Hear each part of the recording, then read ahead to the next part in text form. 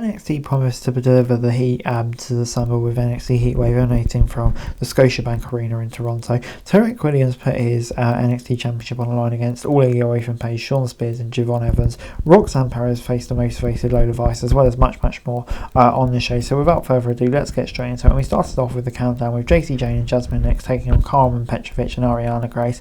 Jane and Jasmine had trouble figuring the odd pairing of Petrovic and Grace. With some unorthodox offense, Petrovic picked up the win after Grace helped her reverse the leverage on a roll-up. With this last-minute match did not earn a spot on the Heatwave card. The talent outworked the lack of build to sell the storyline dynamic. It was a little more than a TV match in quality and a fun crowd warmer. The crowd got into the action, especially when a Canadian-born duo were rolling, and the fan favourites picked up the win with great sales as a real tag team, even if they do need more outside of Canada to bring it together. It's fun to see Grace lean into that babyface role, and Jack got a big reaction. Jasmine and Nyx were building something with Fallon and Henry, but it looks like their losses might help their credibility, which is what I came out of this match kind of more fearful of, to be honest. So yes, hopefully it'll develop soon, but personally I'm not convinced, so I'm going to give it 5 out of 10.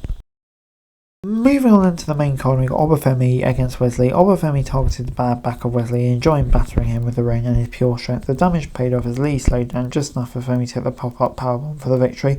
Going in, this was an exciting match on the card due to personal stakes. Lee sold how much the title meant to him, and he was likely never going to hold it again if he lost to the big man. The action absolutely delivered. It was not the cleanest battle down the stretch, but the only added to the sense of desperation that was clear, and the two emptied their reserves to try and get the win. Lee was the clearest threat to Femi on the current roster. It'll take a while to build someone else that can legitimately dethrone him. If this was the right move to keep focus on Femi, he still has much to learn in NXT, but he's really showing himself. NXT would benefit pushing Lee forward into the belt title picture. He and Trick have history left to explore. So yeah, I thought this was really good and gets 7 out of 10 from me. Yeah, good stuff. Before it was time for Women's North American Championship, Kalani Jordan against Sol Rooker. Rooker looked like the faster woman early in the battle, but Jordan had the better stamina. She planted her challenger with a poison runner off the second rope, then the split-legged moonsault. Two of the most athletic women in all of WWE went to war, and they knew exactly what to do. This was pedal to the metal Lucha Libre style action. It's only possible with serious trust between the competitors. It's the best match of both careers today, aided by a hot crowd, but further sold by the strong pacing that highlighted the strengths of each. This is a matchup that WWE should revisit in the future, as it will only get better. More experience with iron out the rougher edges here, but still it's hard to get much better than this. Hopefully the next challengers can find a way. Lani is already making the most of her time in the championship, and Rooker could definitely step up to the main title. I thought this was really good on the whole, an overwhelming success, 8 out of 10.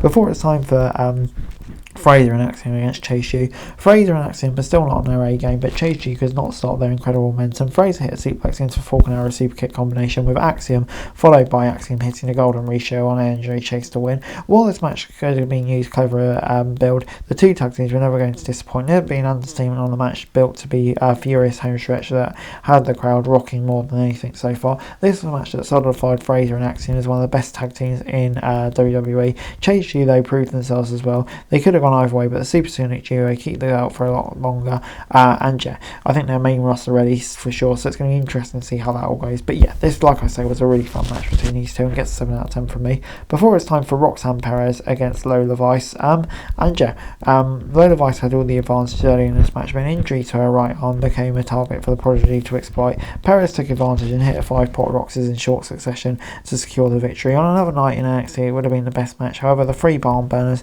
are only good in comparison. That should not take away from a really well structured and executed battle. The consistent story, one bad hit became Perez's target and gave the Prodigy her avenues to success. Vice felt more like a babyface than she ever did before, with a passion to stay in it. The 4th and 5th pot rocks were a bit rash, but it did show Perez wasn't afraid to do anything to ensure she got the victory. So yeah, I thought this was really good, really established both of them. I think did a great job for both of them, and Perez retaining for me is the right decision. So yeah, good stuff on the whole, and gets a 7 out of 10 from me. And in our main event, Ethan Page became new NXT champion, defeated Trick Williams, Javon Evans and Shawn Spears in a fatal 4-way match at NXT Heatwave to win the title. Williams landed the trick shot on both Evans and Page at the end of the match and was pulled out of the ring by Spears, only to watch a limp Page fall backwards on top of Evans and win the match via a passed out pin. Backlash 2007 vibes. And yeah, big win for Page. Yeah, it's a very interesting decision. I don't think they take the title off Trick, but they have in a very weird way. So Trick's going to continue with going after the title But yeah, Ethan Page has it. But I thought the match was really good. Tied into all 4 men who all got decent spotlights. And yeah, a very controversial ending. And I'm looking forward to seeing what direction that'll go. So yeah, great stuff. 7 out of 10. And overall, NXT, this Heatwave gets a 7 out of 10. It easily could have been higher, to be honest. I thought it was a really fantastic show on the whole. Yeah, some brilliant matches. North American title, Women's North American title. I think all across the board, to be honest. We just saw great action on the card. And yeah, hopefully NXT can keep out with more shows like this. Because yeah, like I said, this was a really, really strong show. Hey guys, that's it for this video. Thanks very much for watching. Remember to like, share, subscribe, follow us on our socials, link in the description below for daily wrestling news, meme and content. Subscribe to our other channels on screen right now, that'd be greatly appreciated. Thanks very much for watching. Peace out.